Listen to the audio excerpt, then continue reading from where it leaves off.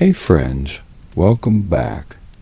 Tonight we step into the storm-lit world of the Olympian gods, from a baby swallowed whole by his own father, to a war that cracked the sky for 10 years, to the strange bargain of three brothers drawing lots for the universe. Before we sink in, one small thing, if these nights help you. A like and a subscribe mean a lot, no pressure. Only if it feels earned, and drop a comment. Which city are you in tonight? And what time is it there? I read everyone. It's my favorite part of this, all right? Lights low, fan on. If you like that soft hum, get heavy. Get comfortable. Tonight's story starts now. Long before there were Olympians, there was only the swallowing dark and a father who could not stop counting his children. His name was Kronos. He was a Titan, one of the old powers who ruled the world before our story truly begins, enormous, cold, and endlessly afraid. He had come to his throne by overthrowing his own father, and a prophecy had followed him ever since like a shadow he could not outrun. One of his own children, it said, would one day rise and pull him down, exactly as he had done before. And Kronos, being the kind of god who solved his problems with his mouth, found a solution both simple and horrifying. He decided to eat them, not in anger. That's the part that unsettles you. He did it calmly, the way a nervous man double-checks a locked door. Each time his wife Rhea gave birth, he would take the newborn, wrap it gently, and swallow it whole into the darkness of his own body. Hestia went first, then Demeter, then Hera, then Hades, then Poseidon. 5 children, 5 small gods, folded away inside their father like coins dropped into a well. And Rhea, who had to hand each one over herself, grew quieter and colder with every birth, until the grief in her hardened into something far more dangerous than sorrow. She started making a plan. Now, here is the first thing worth understanding about the gods, and you'll see it again and again tonight. They are not wise because they are old. Kronos was ancient beyond counting, and he still believed that a prophecy could be beaten by eating fast enough. Power did not make him clever. It only gave him more room to be afraid in. When Rhea felt her 6th child stirring, she slipped away in secret.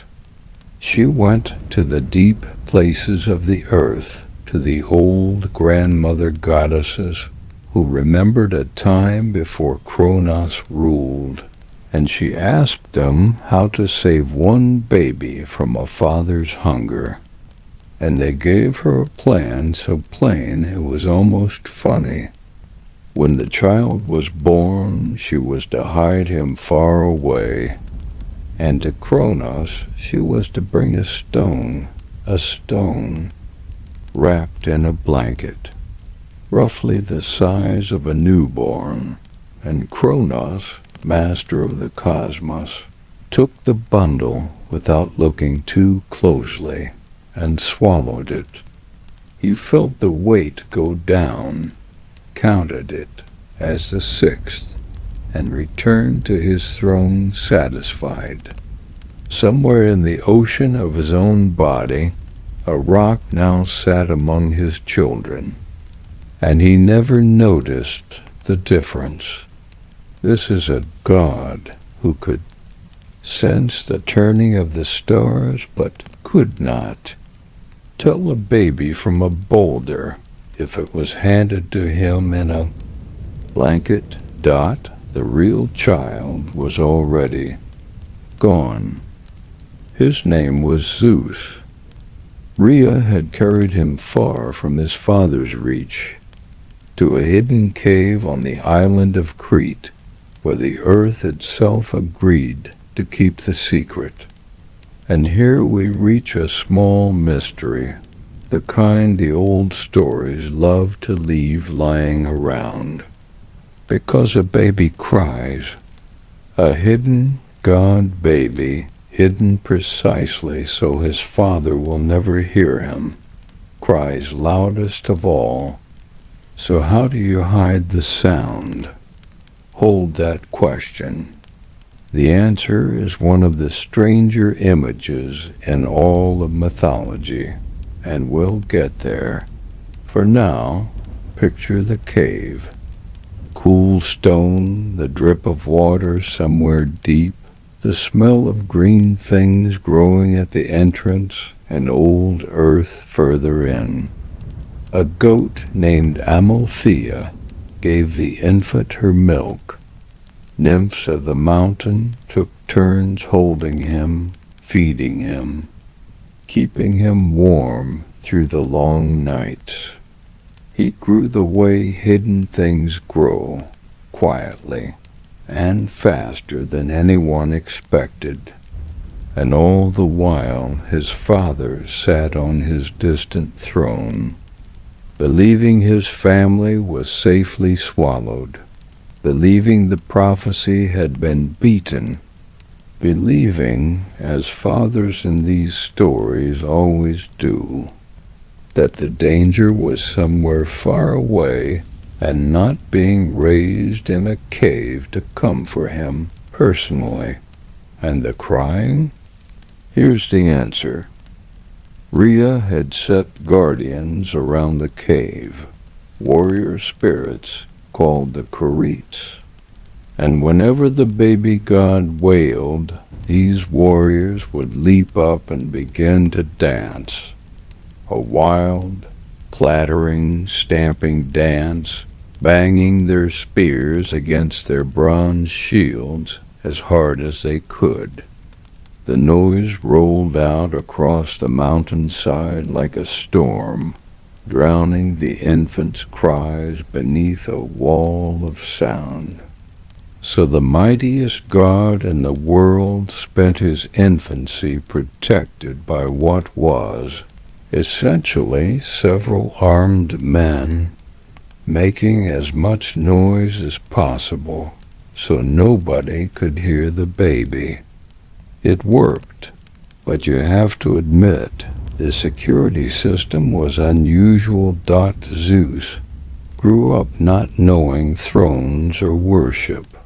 He grew up in secret, raised by a goat in a mountain guarded by dancers. And that, strangely, may have been the making of him.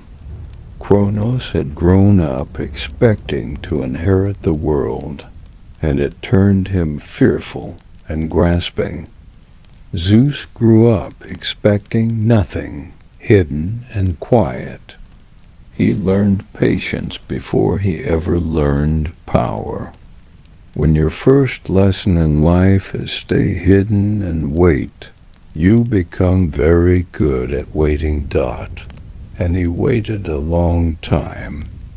Years passed on that island. The infant became a boy.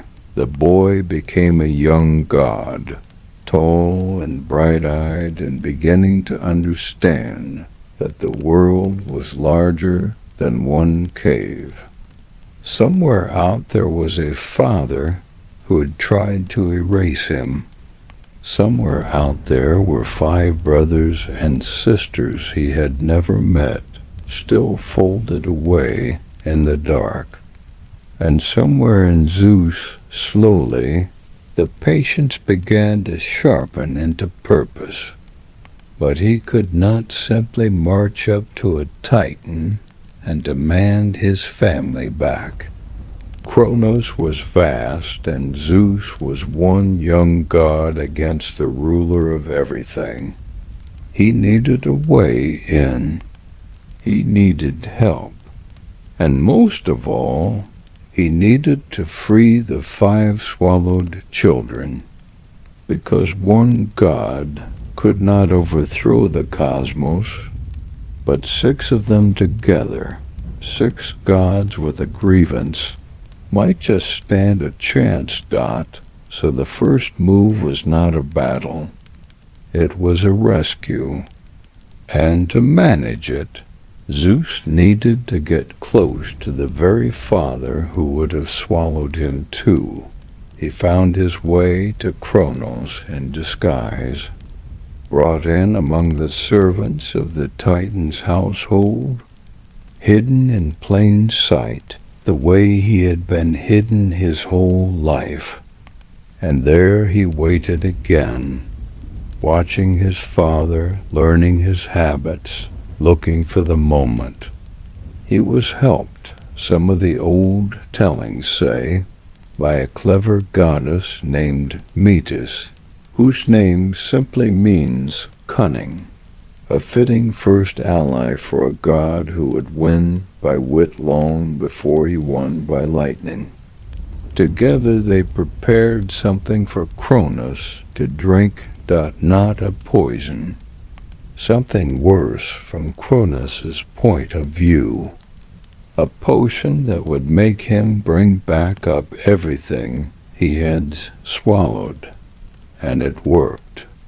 The great Titan, master of the world, was handed a cup and drank it down, and within moments his own body turned against him.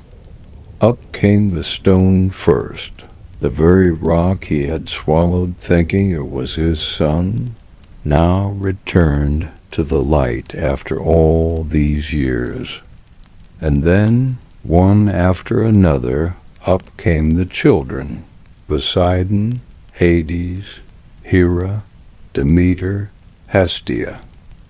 5 full-grown gods, swallowed as infants, emerging now not as babies, but as powers in their own right, forced to grow in the dark and arriving fully formed into the light. Imagine that reunion. 5 siblings who had never seen the sky, who had known only the inside of their father, blinking into daylight for the first time, and beside them, a 6th, the brother they never knew existed, the one who had been raised free while they were kept in darkness. Zeus had not come to them as a stranger asking for trust. He had come as the one who set them loose. That is how you build an army out of a family. You don't ask them to follow you. You give them back their lives and let the loyalty right itself. The prophecy Kronos had feared for so long had finally caught up with him. He had swallowed his children to keep his throne, and in doing so he had gathered every one of his enemies into a single group, given them a shared wound, and handed them a leader. Everything he did to prevent his downfall had step by step built it. This is the pattern that will follow the gods through every story we tell tonight. The harder a god grips the thing he fears to lose, the more surely his own hands crush it. Kronos was not beaten yet. Far from it. He was still a Titan, and behind him stood the other Titans, the old powers of the world, who had no intention of handing their rule to 6 young upstarts fresh out of their brother's stomach. What Zeus had won so far was not a war. It was only the right to fight one. But the swallowing dark was over. The children were free. The rock had been coughed back into the daylight, and somewhere it still sits, they said, a plain gray stone that pilgrims would visit for centuries.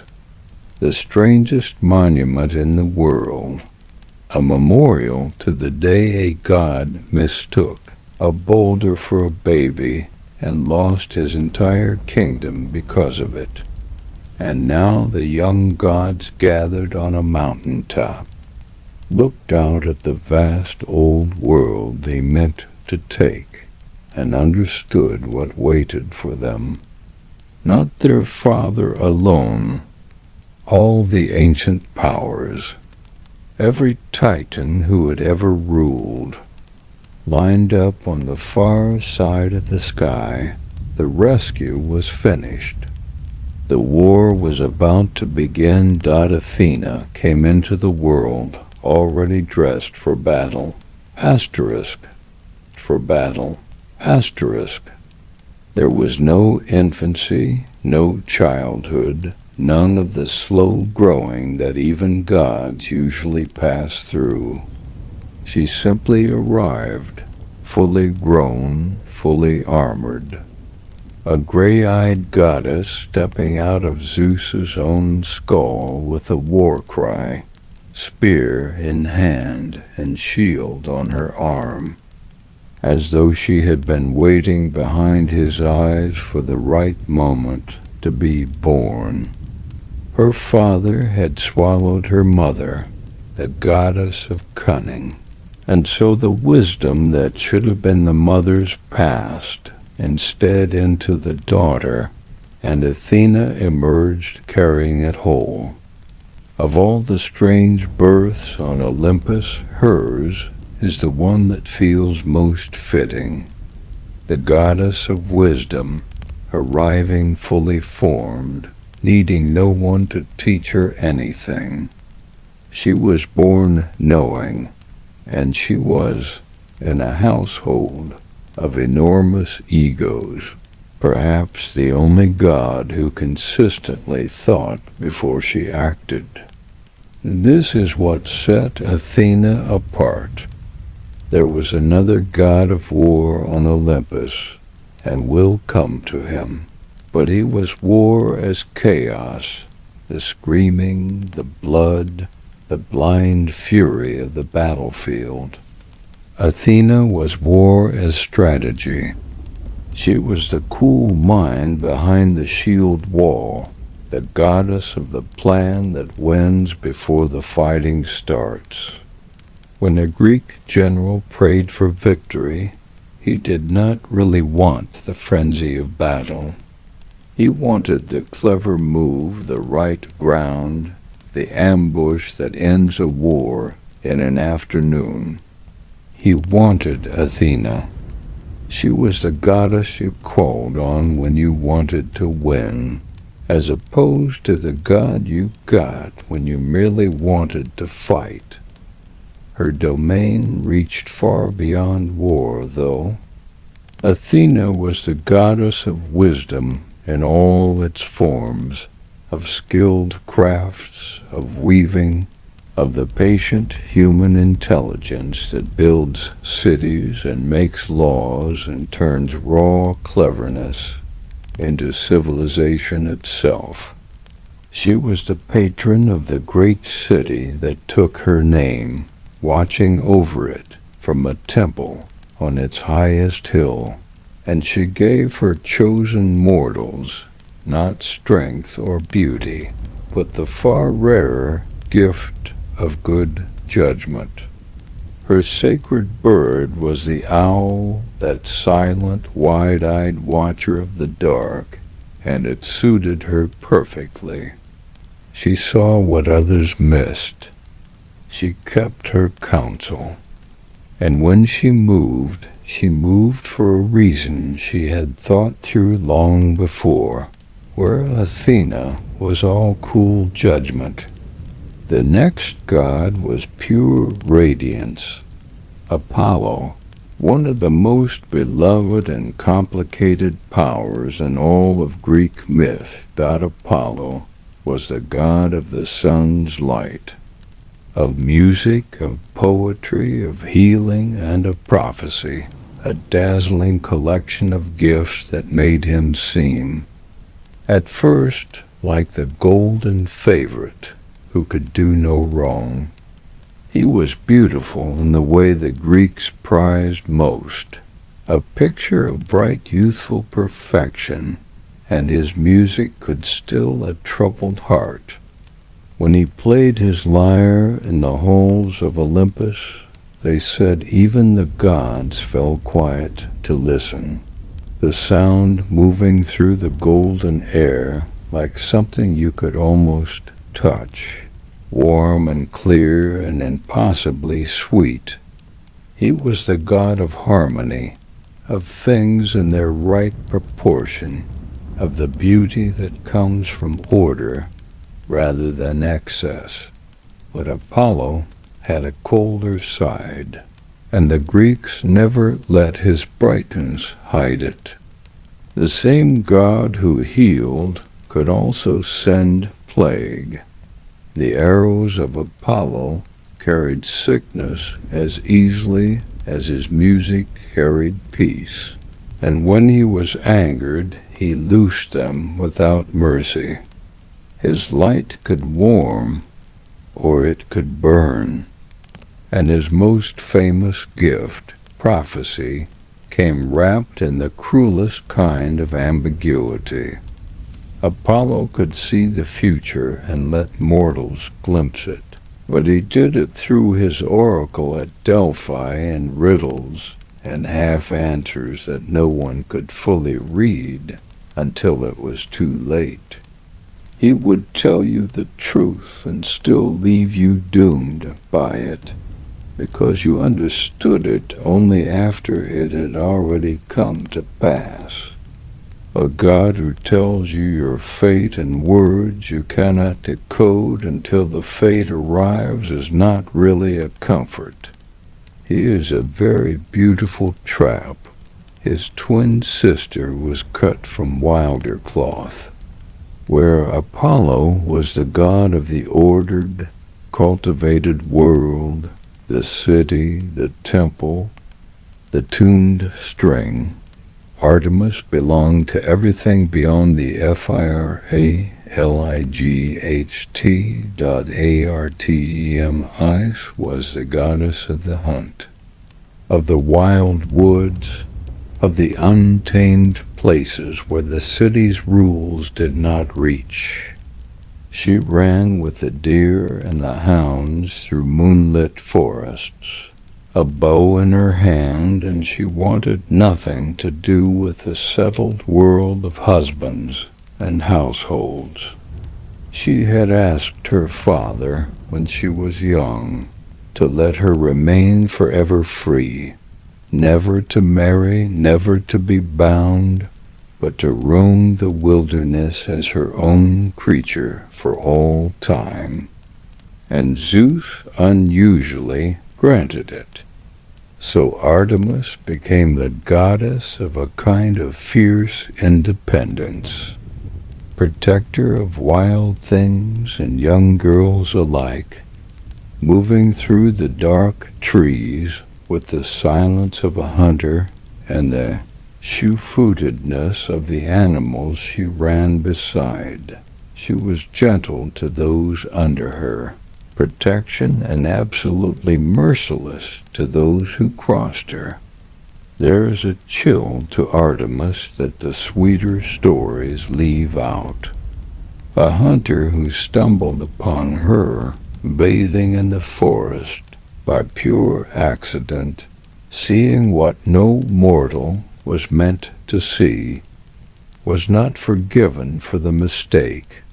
She turned him into a stag, and his own hounds, no longer knowing him, ran him down.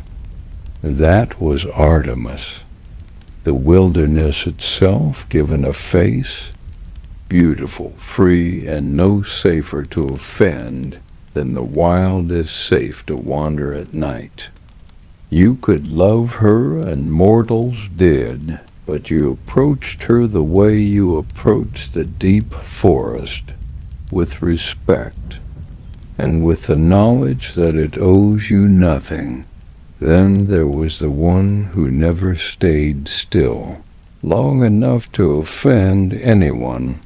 Hermes, the swift messenger, the most likable rogue in the whole divine family. Hermes was the god of travelers, of merchants, of boundaries and crossings, of messages carried between one world and the next.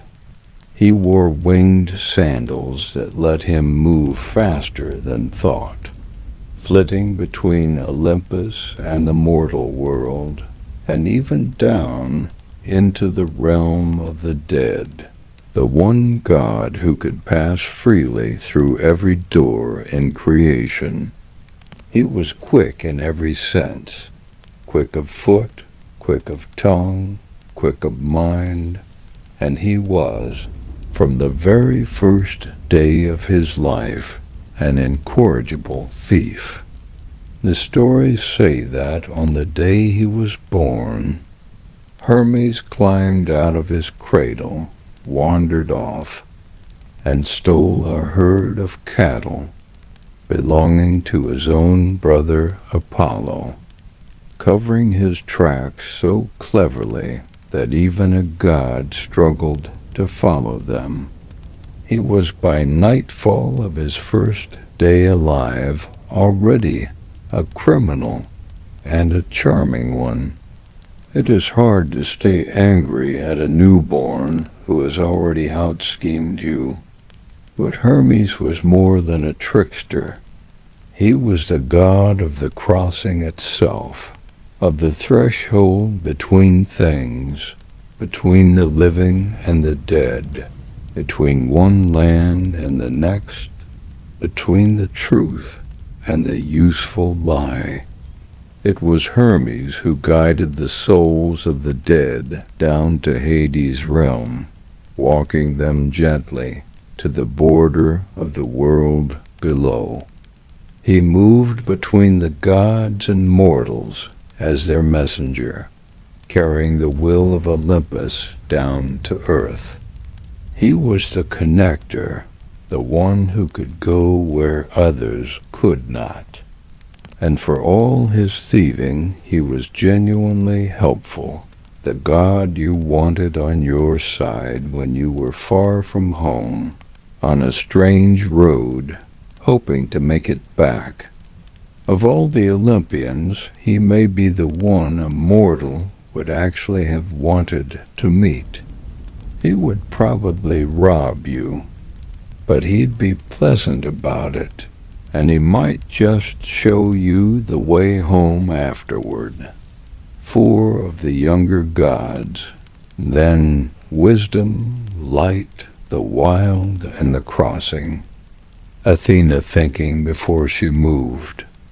Apollo blazing with gifts that could heal or burn. Artemis running free through the moonlit trees. Hermes flitting between every world with a smile and light fingers. But the family was not finished, and the 3 who remained were, in some ways, the most human of them all. 2 gods who could not have been less alike, bound together as brothers, and a goddess whose gentle seeming power turned out to be the one that ruled them all. Ares was the god nobody quite wanted around, including his own father. He was the god of war, but not war the way Athena held it. Athena was the strategy, the cool plan, the victory won by the better mind. Ares was the other thing entirely. He was the god of the battlefield in its rawest form. The blood, the noise, the blind red fury of men killing men. The moment when all thought falls away and there is only the slaughter.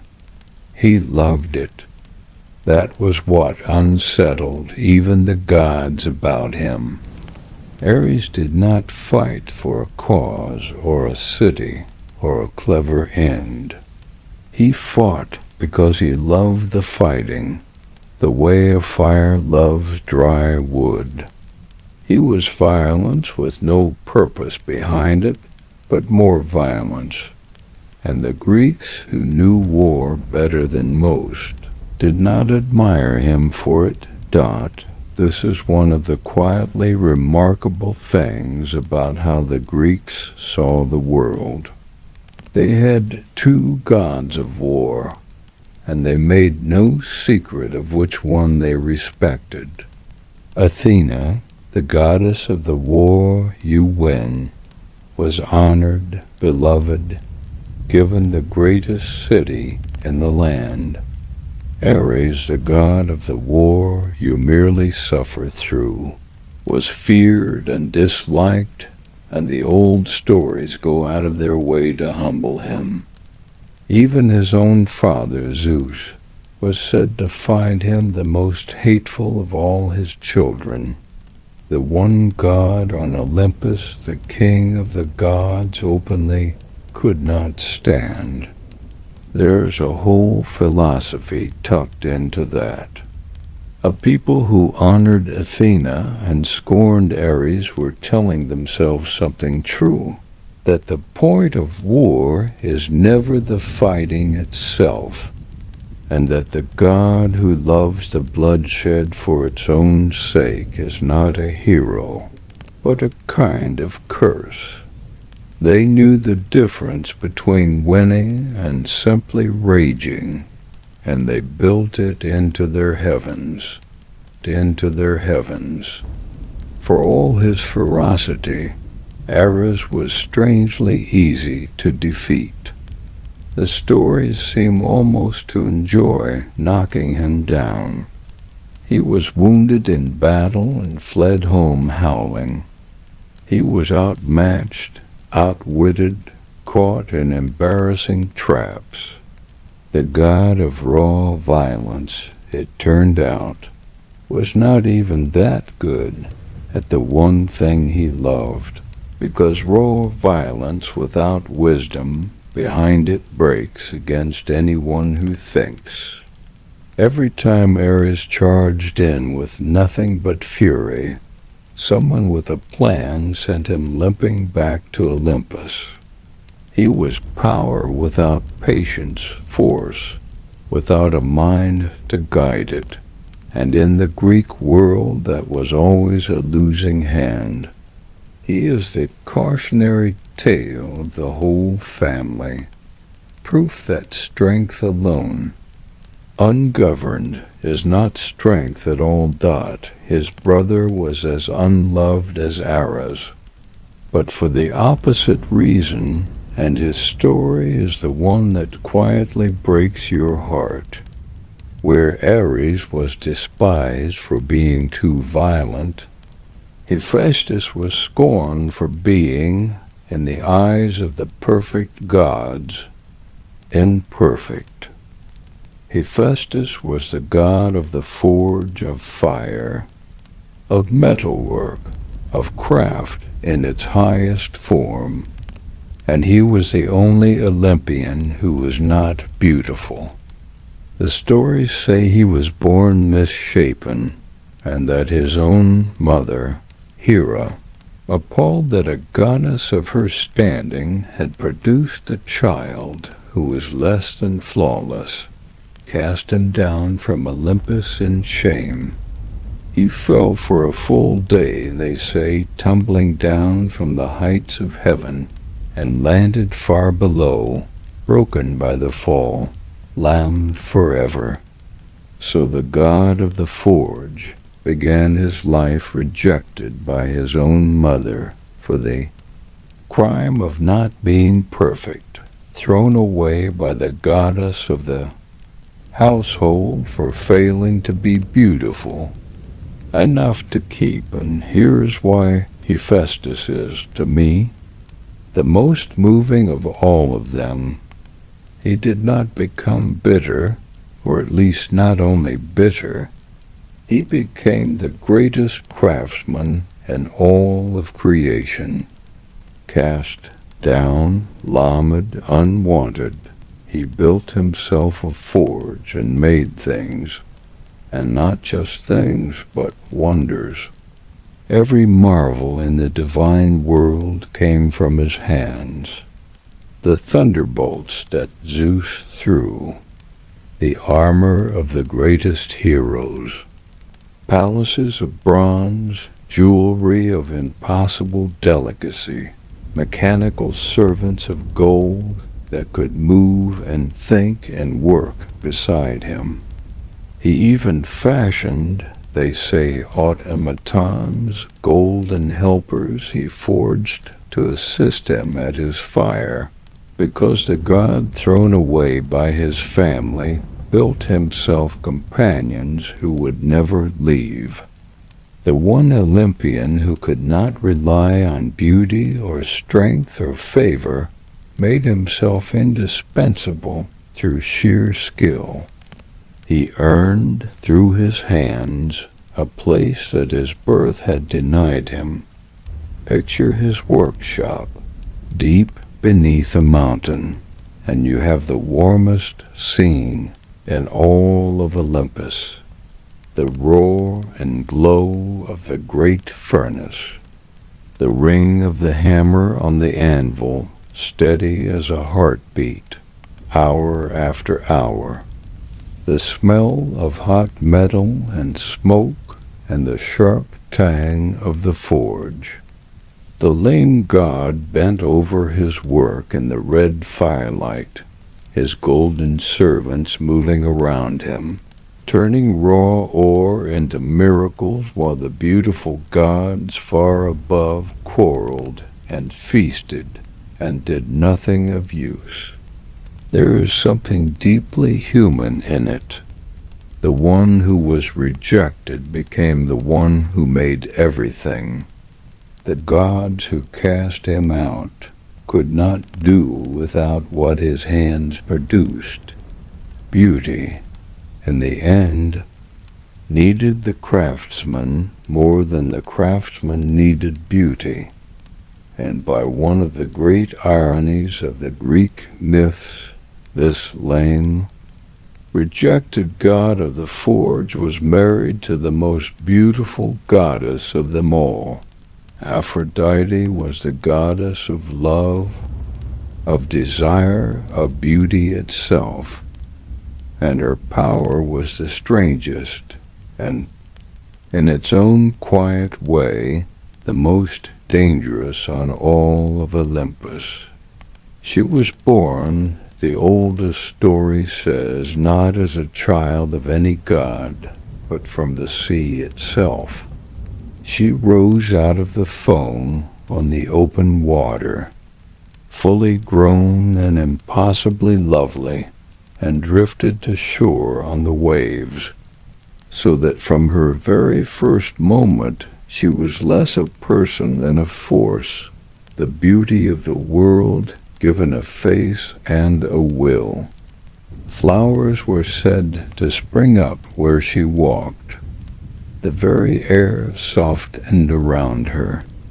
She was the most desired being in all of creation, and she knew it, and she used it, because Aphrodite's power was not the thunderbolt, or the trident, or the spear.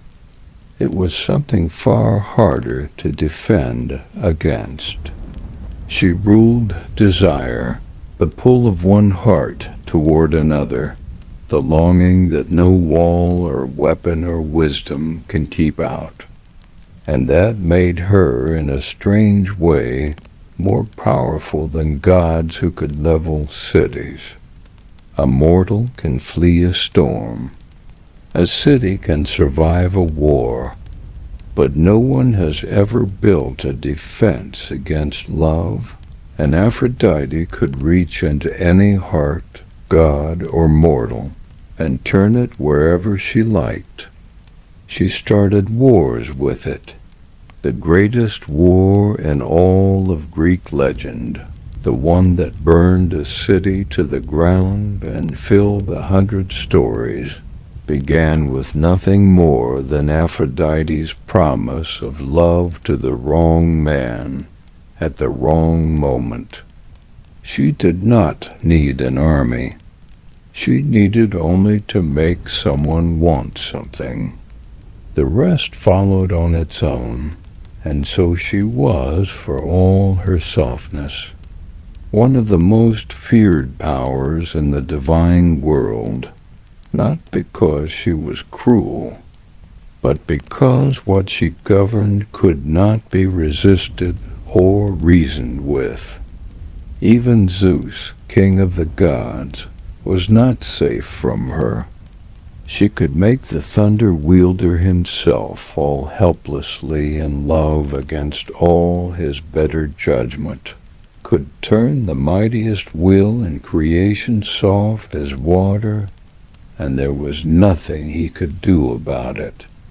The goddess who rose gentle from the sea foam held a power that the god of the storm could not match. His weapon could kill. Hers could make you forget you had ever wanted anything else. That was the younger generation of Olympus complete. Athena's cool wisdom and Apollo's dangerous light. Artemis free in the wild woods and Hermes crossing between every world. Ares raging and losing, Hephaestus rejected and building, and Aphrodite rising from the sea to rule the one thing no one could defend against.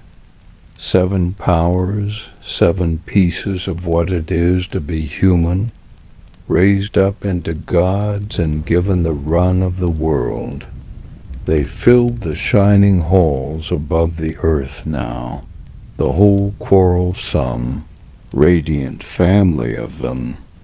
And those halls, that impossible palace at the top of the world, are where we go next. Up past the clouds, to the golden home of the gods themselves, to Olympus far above the world of mortals, higher than the highest mountain a person could ever hope to climb. There stood a place no human foot would ever touch. They called it Olympus, and it took its name from the tallest peak in all of Greece, a real mountain, its summit lost in cloud for most of the year, so high and so often hidden that it was easy to believe the gods themselves lived just beyond its shrouded top. But the true Olympus of the gods was not quite the mountain you could see from the plains below. It was something more, a home that rose above even that great peak, up past the clouds and the weather and the reach of any storm, into a region of pure and endless calm where the troubles of the lower world could not follow. The Greeks pictured it as a place set apart from everything, floating in a serenity that nothing could disturb, and there is something soothing in the very idea of it. A place high above all the noise and struggle of living, where it is always peaceful. The old poets loved to describe it, and their descriptions have a gentleness that feels almost designed to lull you. They said no wind ever shook the home of the gods. No rain ever fell there, no snow ever touched it, no storm ever darkened its air. The clouds themselves did not reach so high. Instead, a clear and cloudless brightness lay over everything, a soft white radiance that never dimmed and never blazed, and the gods lived out their endless days in that unchanging light. Below them, far below, the mortal world turned through its seasons, its winters and its rains, its heat and its hardship. But up on Olympus none of it reached.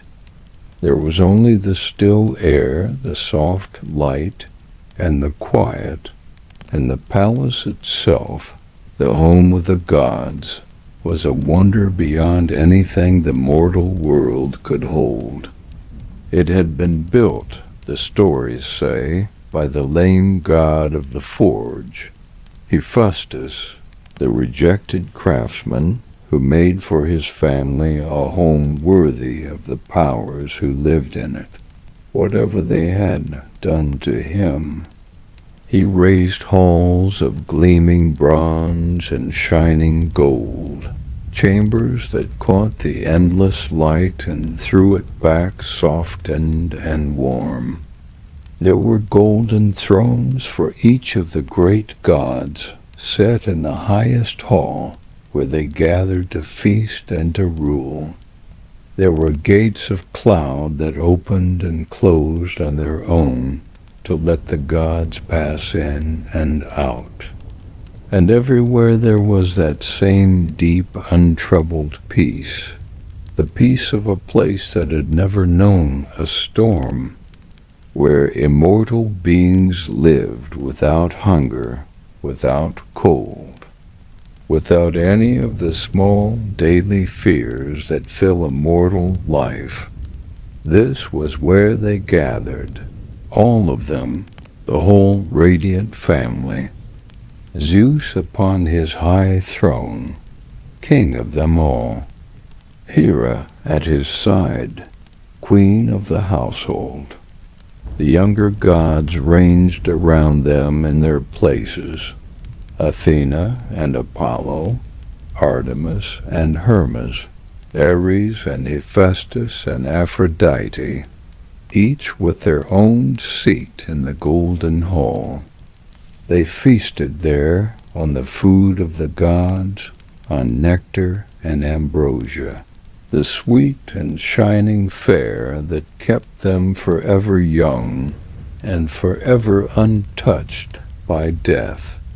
They listened to Apollo play his lyre, the music drifting through the bright halls like something out of a dream, and they governed the world from there, looking down from their peaceful height at the mortal lands spread out far below, watching the small and hurried lives of the people who prayed to them, because that was the strange thing about Olympus and about the gods who lived there. For all its perfect peace, it was never truly separate from the world of mortals. The gods did not simply retire to their beautiful home and forget the earth below. They watched it constantly. They cared about it, in their own way, with an intensity that could be a blessing or a disaster depending entirely on the mood of the god who happened to be watching you. From that calm and cloudless height, they reached down into the mortal world again and again, to help, to punish, to meddle, to test, and the peace of Olympus was, for the people below, less a comfort than a reminder that they were always being observed. Think of it from a mortal's point of view, as the Greeks did every day of their lives. Somewhere far above you, higher than you could ever climb, there was a golden hall full of immortal beings looking down. They knew your name if they chose to. They noticed your sacrifices or noticed their absence. They took sides in your quarrels. They had opinions about your pride, your choices, your small human doings. And unlike a mortal king in a distant city, these watchers could actually reach you, could send a favoring wind or a killing storm, could lift you to glory or cast you into ruin, all from the comfort of their peaceful home above the clouds. To be a Greek was to live your whole life on a stage, beneath an audience of gods, never entirely sure which of them was watching or what they thought of the performance. And the gods watched for a reason, because the world below was theirs to govern, and they governed it through the great forces of nature that they each embodied. When the sky darkened and the thunder rolled, that was Zeus making his will known. When the sea rose up and smashed the ships against the rocks, that was Poseidon in one of his moods. When the crops grew golden and the harvest came in rich and full, that was the favor of the goddess of the grain. When sickness swept through a city, that was the arrows of Apollo, and when it lifted, that was his mercy. The Greeks did not see the natural world as a machine running on its own. They saw it as the visible expression of divine will, every storm a message, every good season a gift, every disaster a sign that some power above had been pleased or angered. The weather itself was the gods governing, written across the sky for all to read. There is a real tenderness in that way of seeing the world when you sit with it. Nothing that happened was truly random. Nothing was simply meaningless bad luck. Behind every event, kind or cruel, there was a face and a will and a reason, even if the reason was only that some god had woken up in a temper. For a people living hard and uncertain lives, at the mercy of storms they could not predict and seasons they could not control, there was a strange comfort in believing that someone was in charge of it all. The storm that took your fishing boat was terrible, but it was not empty. Poseidon had sent it, and Poseidon could be prayed to, honored, appeased. A world governed by gods, even angry ones, is a world that makes a kind of sense, and the human heart has always preferred a cruel meaning to no meaning at all. So the gods ruled from their peaceful height, and the world below turned according to their will, and the boundary between the two, between the golden calm of Olympus and the hard, uncertain earth, was crossed constantly in both directions. Prayers rose up from below. Storms and blessings came down from above. And every so often, when a god took a particular interest, the powers themselves would come down in person, walking the mortal world in disguise, testing and helping and interfering in the lives of the small brief people they watched over. How they did that, how the gods reached down into human lives, and why, and what it meant to live under their constant, unpredictable attention is where our long night comes to its close. The gods did not always send their will down through storms and seasons. Sometimes they came down themselves. This is one of the oldest and most haunting ideas in all of Greek belief, that the powers above did not stay above, that a god, whenever the mood took them, could put on the shape of a mortal and walk among the people of the earth, unrecognized, moving through the ordinary world like anyone else. The stranger who knocked at your door asking for food and shelter might be exactly what they seemed, a tired traveler, footsore and hungry. Or they might be a god in disguise, come down from the golden halls to see how you would treat a stranger with nothing to offer you. And you would not know. That was the whole point. You could never quite know Dot, so the Greeks built their lives around a kind of gentle, constant kindness toward strangers, because you never knew who you were truly speaking to.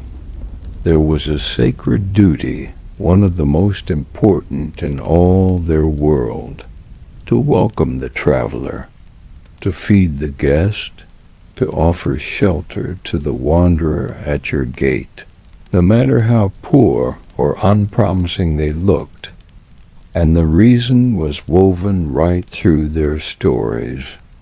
Again and again, the myths tell of a humble couple who took in a ragged stranger, shared what little they had, and were rewarded beyond their dreams when the stranger revealed themselves as a god. And just as often they tell of the proud and the wealthy who turned the traveler away, mocked them, refused them a crust of bread, and paid a terrible price when the beggar at the door straightened up and became a power that could unmake them. Kindness to strangers was not just good manners.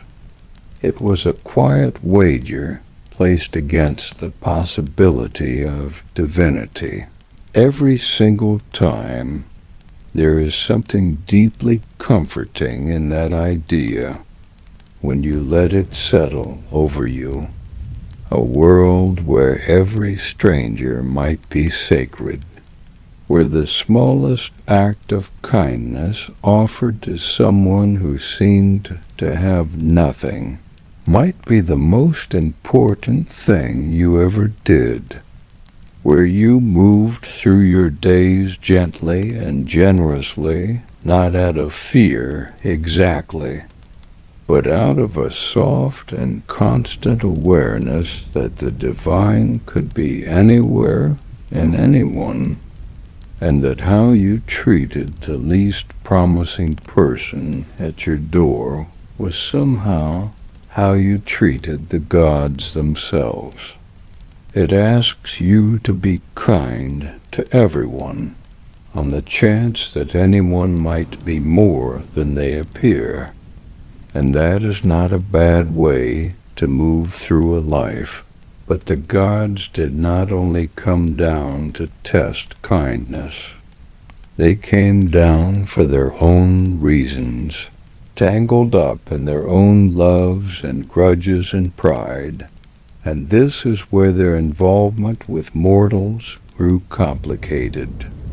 For the gods took sides. They had favorites among the humans below, mortals they loved, protected, guided through danger, lifted toward greatness. And they had mortals they disliked, whom they hindered and haunted, and set on the path to ruin. A hero blessed by a god might cross the whole world and survive every peril, carried home by an unseen hand. And a mortal who had earned a god's displeasure might do everything right and still be broken, undone by a power that had simply decided against them. The gods were not fair. They never claimed to be. They were mighty and they were interested, and their interest could be the making or the ending of you, and behind even the gods, quieter and deeper than all of them, there was one more force at work in the world, the greatest and strangest power in the whole of Greek belief. Fate. Fate was not a god exactly, though the Greeks sometimes gave it a face. It was something older, something that stood behind and beneath even the gods of Olympus. The idea that every life had a shape already woven into it, a destiny that would come to pass no matter what anyone did to escape it. The Greeks pictured it sometimes as three ancient weavers, spinning out the thread of each mortal life, measuring its length, and cutting it at the appointed end. And here is the truly remarkable part, the thing that gives all the Greek myths their peculiar depth. Even the gods could not undo what fate had woven. Even Zeus, king of all the powers, mightiest being in creation, could not simply overrule destiny. He could delay it, argue with it, grieve over it. But when fate had decreed a thing, in the end even the king of the gods had to let it come to pass. Sit with that for a moment, because it is one of the most quietly profound ideas the ancient world ever produced. The gods were enormous. They ruled the sky and the sea and the land of the dead. They could level cities and turn the seasons and reach into any heart. And yet they too lived under something larger than themselves. They too had to bow in the end to a shape they could not change. It made the gods, for all their power, a little more like us than you would expect. They knew, as we know, what it is to want something with all your strength and be unable to have it. They knew what it is to see the end coming and be powerless to stop it. Even on the golden heights of Olympus above every storm, there was a limit that no amount of power could cross. Power could cross. And running through everything, through the gods and their meddling, through fate and its unbreakable thread, there was one great lesson the Greeks returned to again and again, the deepest wisdom in all their stories. It was a warning against pride. The Greeks had a word for the particular kind of pride that destroys a person, the arrogance that makes a mortal forget their place, that makes them boast they are as good as the gods, that makes them reach beyond what a human being is meant to reach for. And in story after story, that pride is the thing that brings the mighty down.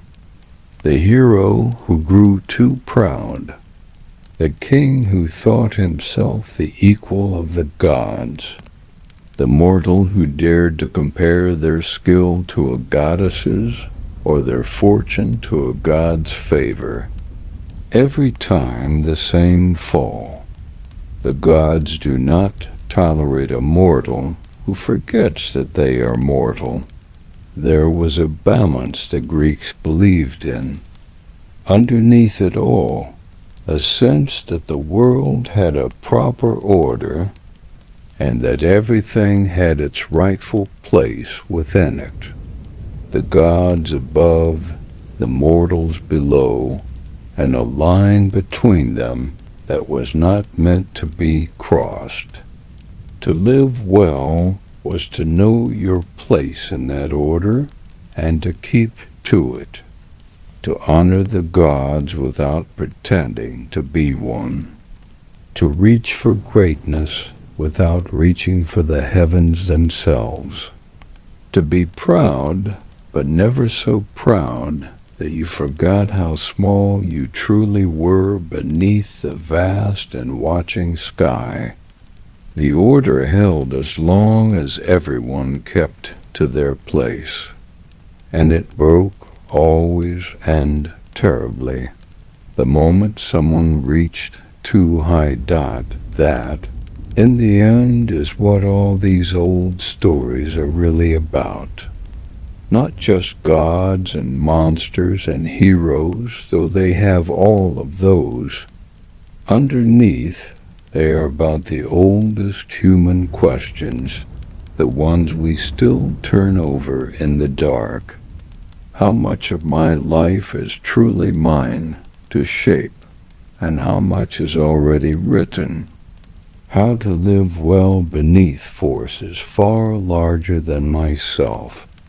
How to be brave without being foolish, proud without being blind, ambitious without forgetting that I, too, am small and brief beneath a sky that does not answer. The Greeks looked up at that same sky thousands of years ago, and they told these stories to make sense of it, to give the thunder a name and the sea a temper, and their own uncertain lives a shape they could hold on to. And the gods they imagined are still there, in a way, in every retelling. Zeus on his high throne, king by the luck of a drawn lot. Poseidon in his restless sea. Hades and his quiet kingdom of the dead. Hera holding the vow together by sheer will. Athena thinking before she moves, and Apollo blazing with his dangerous gifts, and Artemis running free through the moonlit woods. All of them up there still, in the golden calm above the clouds, in that place where no storm ever reaches, and the soft light never dims, watching over the small and hurried world below, feasting in their bright halls, quarreling and loving and ruling as they always have, and far below them, the mortal world turns on into the night, the way it always has, the way it always will, beneath a sky full of ancient and watching stars.